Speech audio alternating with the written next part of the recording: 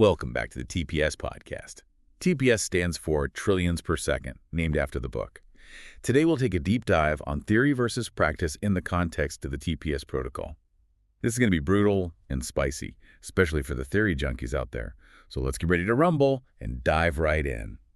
It is good to be back. And you're right, brutal is probably the right word for today. Yeah. We're sort of walking into a trap that the author, C4 Chaos, has, very deliberately laid for us. A trap. A trap. And it's one that, frankly, most of us are more than happy to walk into. We do it willingly. I have to admit, when I looked at the source files for this deep dive, Donald Hoffman, Nick Bostrom, Claude Shannon, Thomas Metzinger, I didn't see a trap. I saw like a playground. Mm-hmm. I mean, it's a buffet, Yeah. right? These are the heavy hitters. This is the good stuff. And that's exactly the danger, that excitement you're feeling right now. That is the bait. Okay, but you got to understand, I am a self-confessed, card-carrying theory junkie. I love this side of it. I know. You give me simulation theory, you give me quantum physics, this idea that reality isn't what we think it is. Yeah. It's like brain candy for me. Right. I can lose hours just, going down rabbit holes about the observer effect or the hard problem of consciousness. And it feels like I'm doing the work. It feels productive. I feel smarter at the end of it. And that feeling right there, that little hit of I'm being productive, that is precisely what the source material, specifically of a sixth theory vs practice.pdf and the devlog, argues is the problem. The feeling is the problem. It suggests that your love for that brain candy, that it might be the very thing holding you back from actually, changing anything fundamental. So wait, it's saying that the dopamine I get from understanding a concept is actually stopping me from embodying it. Exactly. You get the reward before you do the work. So my own curiosity is now a liability? I Yeah. mean, that feels a little harsh. Isn't the whole point of this project to understand the nature of reality? If I don't get the map, how am I supposed to navigate the territory? It's not a liability. Maybe that's too strong, but it is a massive, massive distraction. We just have to keep remembering the context of the whole TPS project. Okay. C4 Chaos says it over and over. This is a hardcore manual. It's not a philosophy textbook. Right. It's not a collection of, interesting facts to bring up at a dinner party to sound smart. It's a guide. Yeah. It's for hacking a biological operating system. And there's a big difference between reading the schematic for an engine and actually getting your hands dirty trying to fix it. A world of difference. One makes you sound smart on, Twitter or whatever. And the other one actually gets the car moving. Precisely. You can know everything there is to know about thermodynamics, gear ratios, fuel injection. Yeah. You can know the entire history of Henry Ford, and you can still be stranded on the side of the road because you don't know how to change a tire. Right. The TPS protocol is about changing the tire. Or, I guess more accurately, it's about realizing there isn't actually a tire to begin with. But to get there, we have to deal with this very specific psychological block. And the sources, they introduce this fantastic metaphor to explain why we even need all this heavy science if the goal is just, practice. This is the intellect as a guard dog. That's the one. I have to say that image really clicked for me. I feel that push and pull inside myself all the time. Yeah. So let's unpack it. My logical mind, the part of me that just has to know how it all works, that's the dog. That's the guard dog. And it's not, some friendly golden retriever. Think about what a guard dog is actually for. Its job isn't to learn. To protect. It's to protect. Your logical mind is designed, from an evolutionary standpoint, to protect your worldview. It's the security system for your ego. Its prime directive is to maintain the status quo of what you call reality. So if you try to feed it something that completely contradicts its baseline programming, like, say, the idea that you don't really exist, or that time is an illusion, or that the floor under you isn't solid, what's it going to do? It barks. Yeah. Loudly. It starts fighting back. It says, that's ridiculous, or show me the proof. It wants citations. Exactly. Where's the peer-reviewed study for that? Yeah. Before it'll even let you entertain the experience. It snaps at anything it doesn't immediately understand. Yeah. It sees these non-dual states, these glitches in the simulation that the protocol is trying to get you to see. It sees them as threats. Yeah. It thinks they're a virus attacking the main system. So if you just try to walk up to it and say, hey, listen, I'm just going to go ahead and delete the ego now. Cool. The dog will bite you. Absolutely. It'll flood you with doubt, with skepticism, with anxiety. It'll generate 1,000 questions to stop you from actually doing the work. Oh, I felt that. 100%. Every time I try to sit down and do any serious practice, my brain suddenly has like a million urgent questions. Like what? Oh, Am I doing this right? Yeah. Is this even scientifically valid? What if I go crazy? Should probably check my email first, just in case.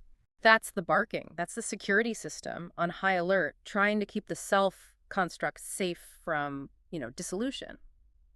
So what's the strategy? What does the TPS protocol do about the dog? You can't fight it. Can't fight it. The intellect's way too strong. And you can't just ignore it. It's too loud. It's way too loud. That's So to bribe it. you throw the dog a bone. A bone. A very, very sophisticated, meaty, intellectual bone. And in this context, the bones are all these high-level scientific theories we're about to talk about. Neuroscience, information theory, the simulation hypothesis, interface theory. All of it. The protocol basically says, here, Mr. Intellect, here's some incredibly complex, rigorous mathematical models. Go chew on these for a while. I see. Okay, so while my brain is busy trying to argue the finer points of Nick Bostrom's simulation argument, or, trying to really parse Donald Hoffman's math. While the dog is totally absorbed in chewing that bone, analyzing the flavor, checking its density, comparing it to other bones it's chewed on in the past. The observer, the part of you that actually does the work. Sneaks right past the gate and gets access to the kernel. That is just, it's so devious. It's literally a magic trick. It's misdirection. Look at this shiny object over here so you don't see what my other hand is doing. It's a sleight of mind. Yeah. And it's necessary. The key takeaway here, and this is the part that might sting a little for the theory junkies out there. I'm ready. The theory isn't necessarily there to be true in some rigid academic capital T truth sense. It doesn't matter if it's going to win a Nobel Prize. Its job is to distract the ego so the hack can work. Its job is to be a sedative. It gives the logical mind permission to let go for a minute because the mind thinks, oh, okay, this is fine. This is science. This is safe. So I shouldn't be memorizing these theories like I'm studying for a test. I shouldn't be preparing to, defend them in a doctoral thesis. I should be using them as a tranquilizer for my own skepticism. Exactly. It's a pacing mechanism. It's a permission slip. And today, what we need to do is look at the specific bones the TPS protocol throws at us. We have these 4 main areas of theory: the environment, the interface, the processor, and the display.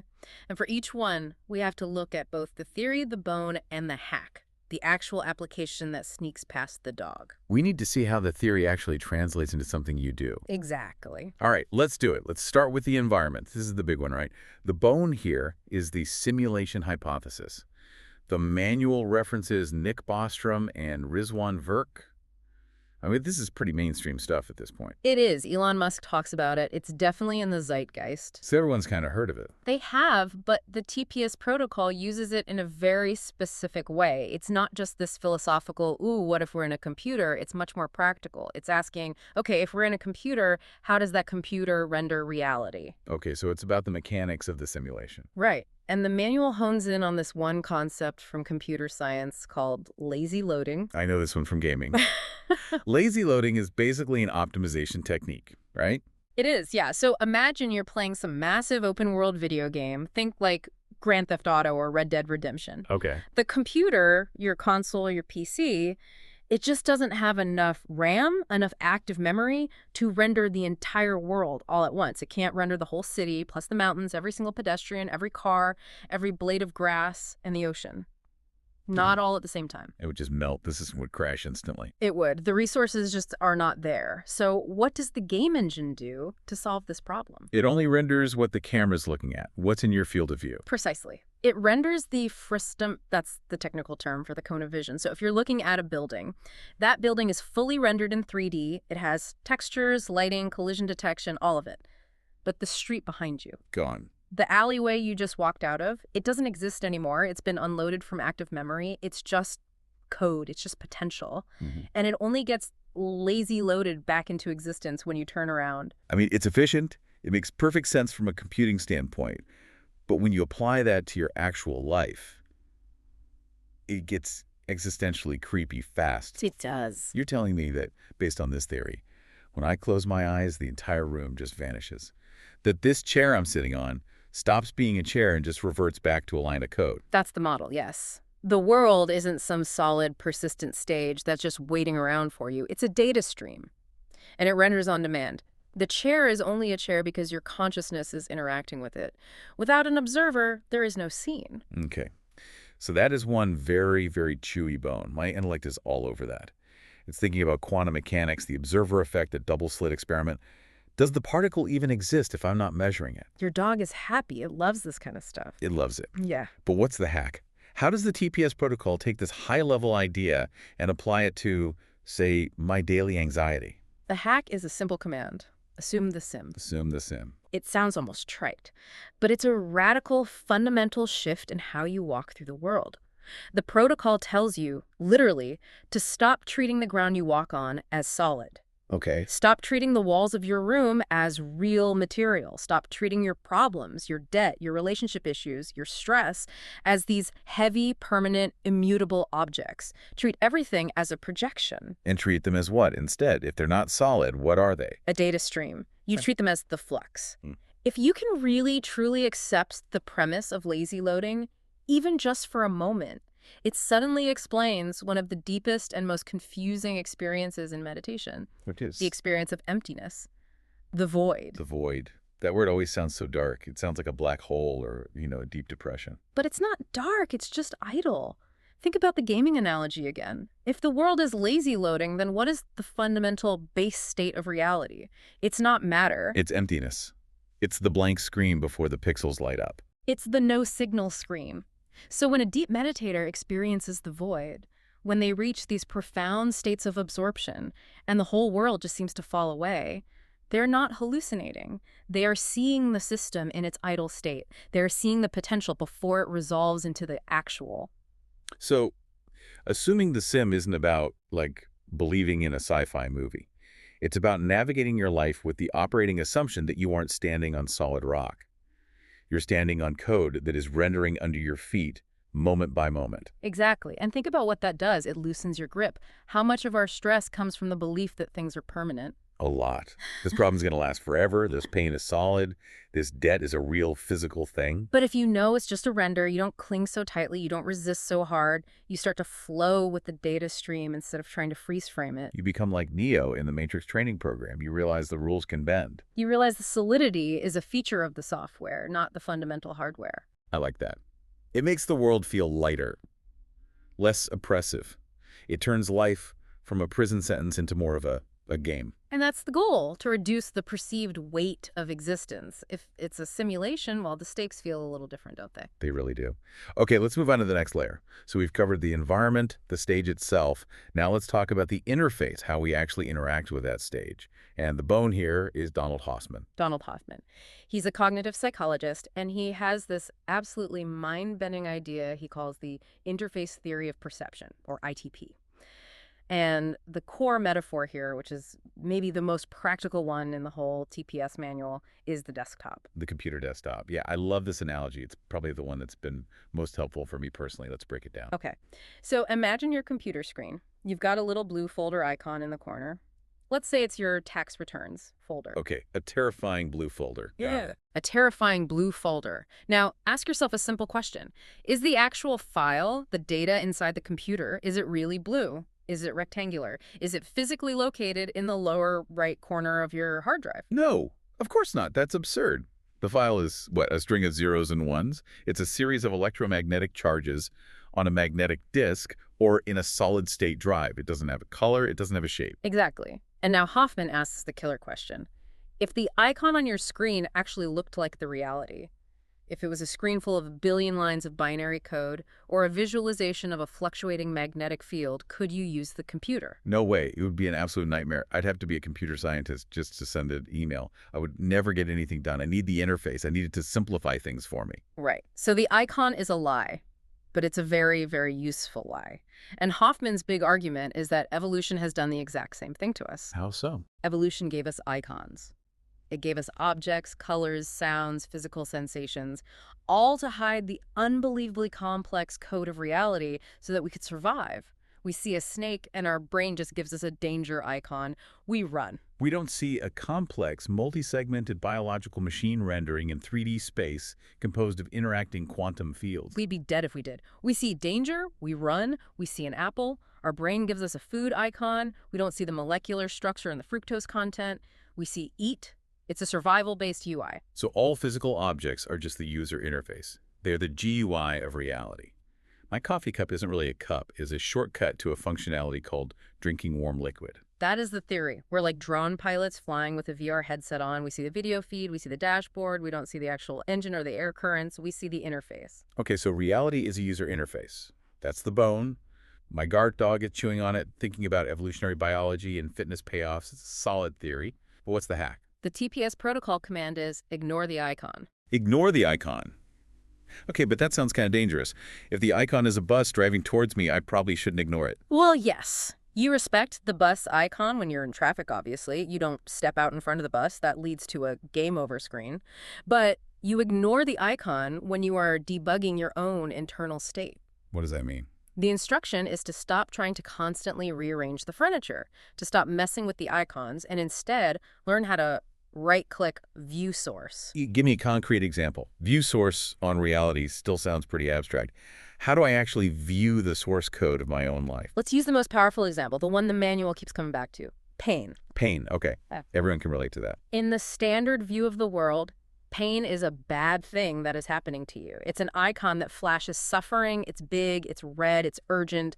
And because the icon is designed to be so alarming, you react with fear, with resistance, with anger. You create a story around it.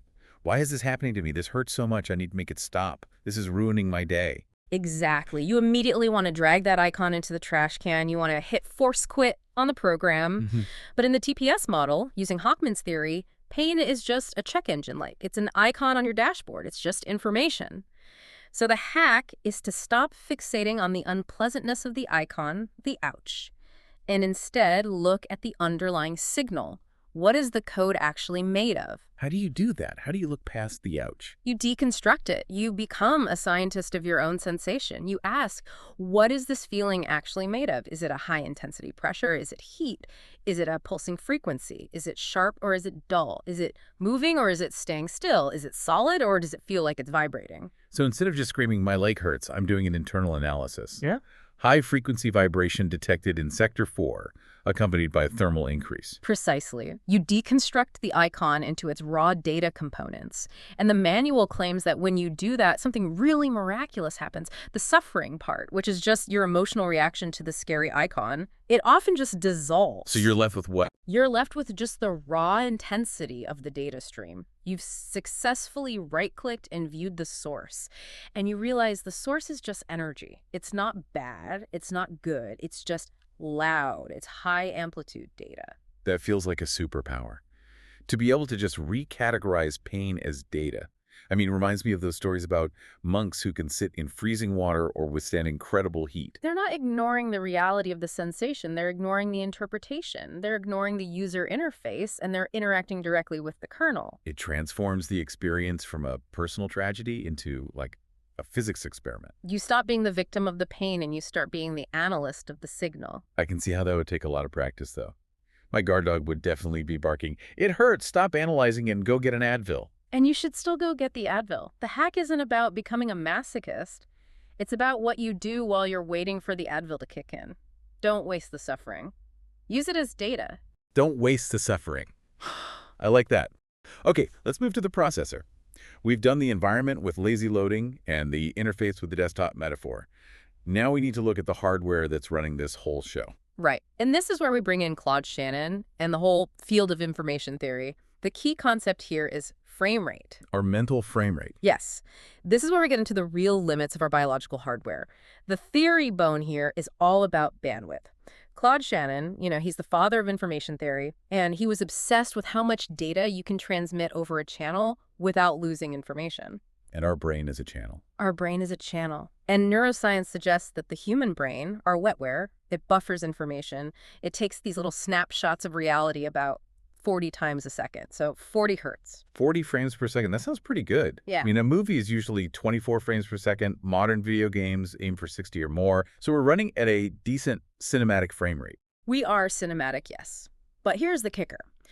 The TPS protocol, and the book it's named after, argues that the universe itself, the flux, is refreshing at trillions per second. Right.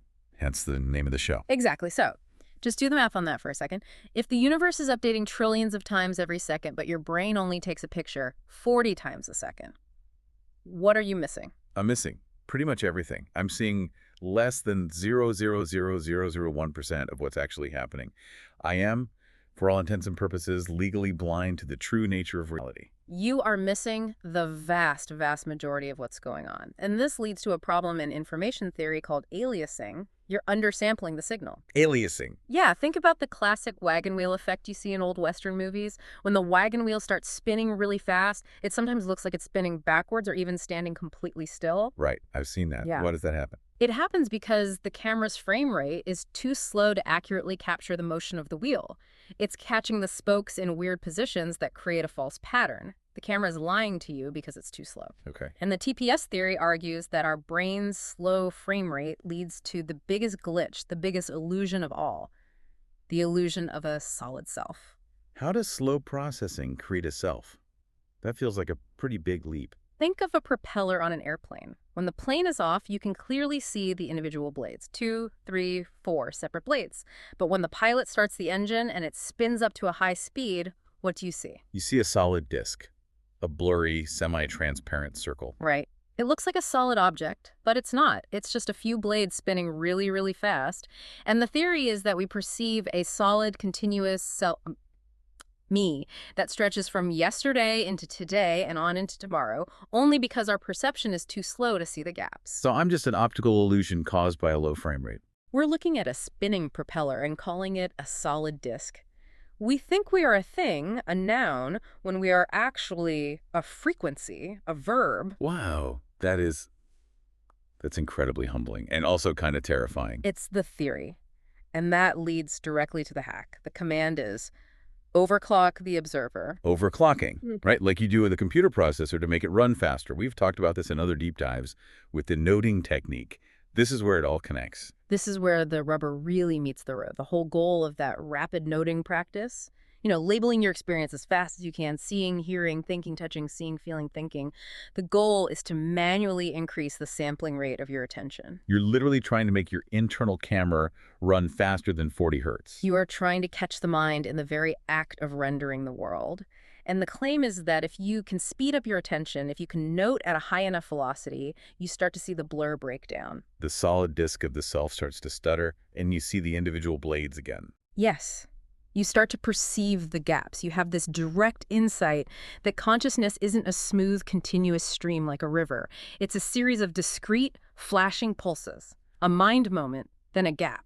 A mind moment, then a gap. Like a strobe light freezing a moving object. It's exactly like that. It looks like a stream, but if you look closely enough, you realize it's just individual drops of water falling very, very fast. And in those gaps, what's there? In those gaps, there is no self, there is no user, there is no one home. There is just the flux, the raw potential. That sounds terrifying. But I guess it could also be liberating. If there's no self in the gaps, then there's nobody there to be anxious, right? Anxiety needs a me to be anxious about. Correct. Anxiety lives in the story that connects the dots. If you can remove the connections and just see the individual dots, the anxiety has nowhere to land. It just falls through the cracks. But the ego must hate that. The guard dog must be going absolutely crazy at this point. Oh, it's losing its mind. Because you are effectively dismantling its master, which exactly why we need the next piece of theory to understand why the self feels so intensely real, even if it is just an illusion. And that brings us to the display. Thomas Metzinger, the self-model theory of subjectivity. This guy is. He's heavy. I tried to read his book, The Ego Tunnel, once, and I think I sprained my brain. He is heavy, but his core contribution here is absolutely crucial. He introduces this concept of transparency.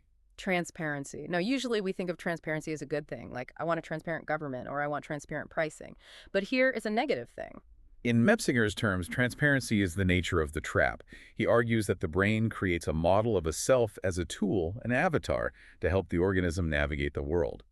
But, and this is the absolute key to everything, that model is transparent. Okay, let's use the analogy from the text, the red-tinted glasses. Right. So imagine you were born wearing a pair of red-tinted glasses. You've never, ever taken them off. You don't even know you're wearing them. When you look out at the world, what do you see? I see a red world. The trees are red, the sky is red, the clouds are red, everything is red. And here's the important question. Do you see the glasses? No, I don't see the glasses. I look through them. The glasses themselves are invisible to me.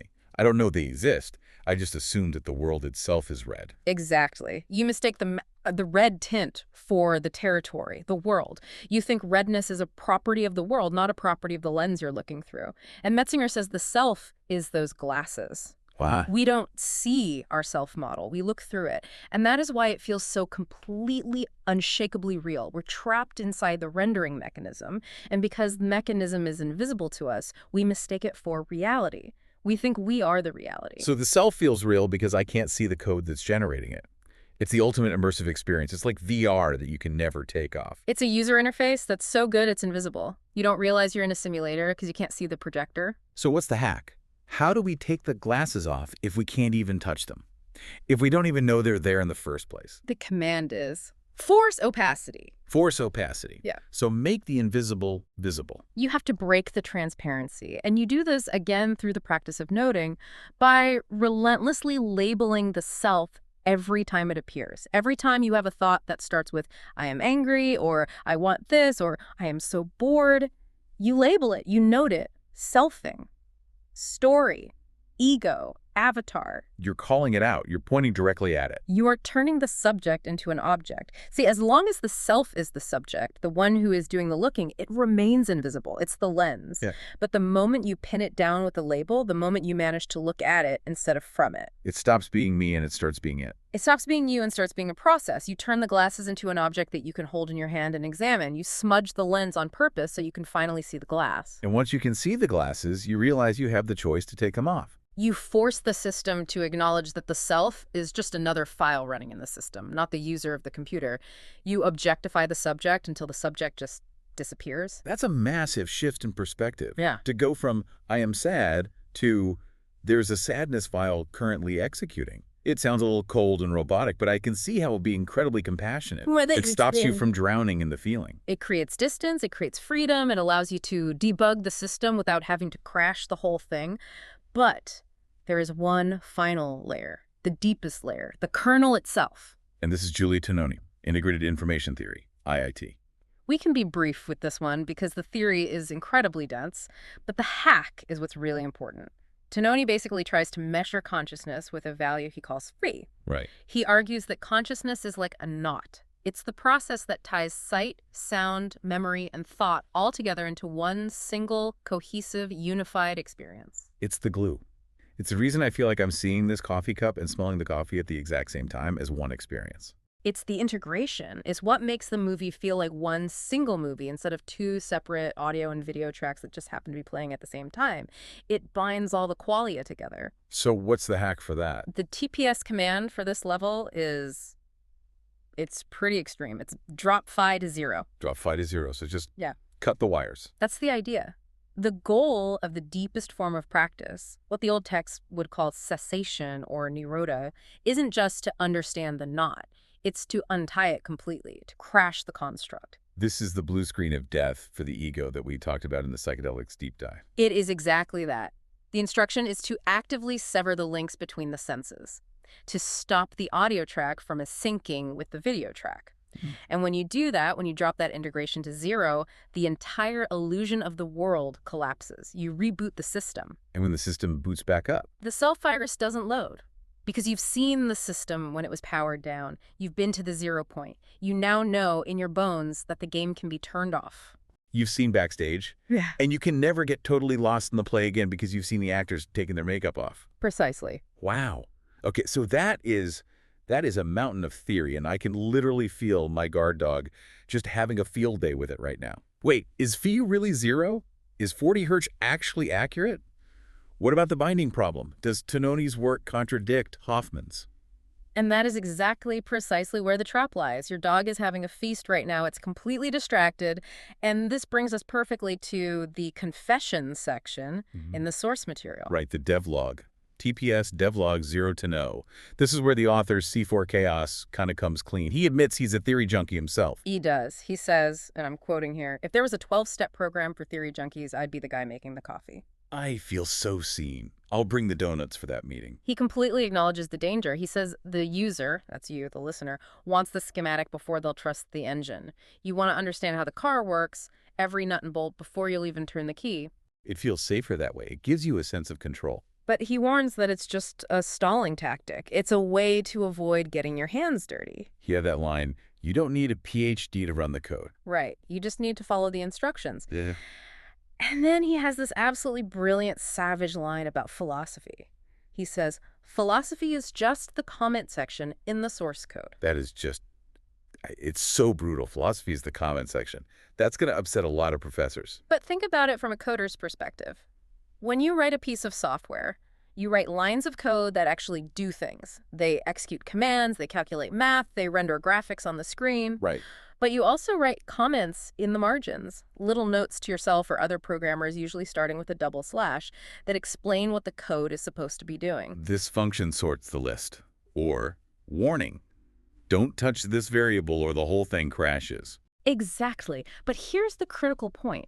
When you compile the program, when you actually run it, the computer completely ignores the comments. They don't do anything. They're just text. They're for the humans to read, not for the machine to execute. So all our endless debates about, the ontology of cutlery. Whether the spoon exists, what is the fundamental spoonness of the spoon, whether it's real, that's all just comments. It's just text. It doesn't execute anything. It doesn't change reality one bit. It's mental masturbation. And the TPS protocol, on the other hand. The TPS protocol bends the spoon. A nice little Matrix reference there. It's the perfect reference for this. I mean, the Matrix is the ultimate simulation metaphor. You have the kid who says, there is no spoon. That's the theory. That's the comment. But Neo seeing the spoon bend, that's the practice. Experience trumps argument. Phenomenology, what you actually feel and experience, trumps ontology, what you think is real, every single time. Okay, so we have all these incredible theories. Bostrom, Hoffman, Shannon, Metzinger. We've just spent a good chunk of time discussing them. But the manual gives a very specific safety warning about all of this. It talks about a hierarchy of truth. Yes, and this is absolutely crucial for the learner to understand. We do not use the science to prove that the TPS protocol is real. Wait, hold on. Isn't that what we just did? I kind of thought we were building this big scientific case for why meditation works. No. That's the trap. We used the science to distract the dog. But the actual hierarchy of evidence is the other way around. We use the TPS practice to validate the physics. Explain that. That seems completely backwards. Usually science comes first and validates a practice. Clinical studies have shown that meditation is good for reducing stress. Think about the soldering iron analogy from the text. The scientist, your Hoffman or your Bostrom, they're looking at the schematic diagram of a radio. They're pointing at lines on a piece of paper and saying, theoretically, this should work.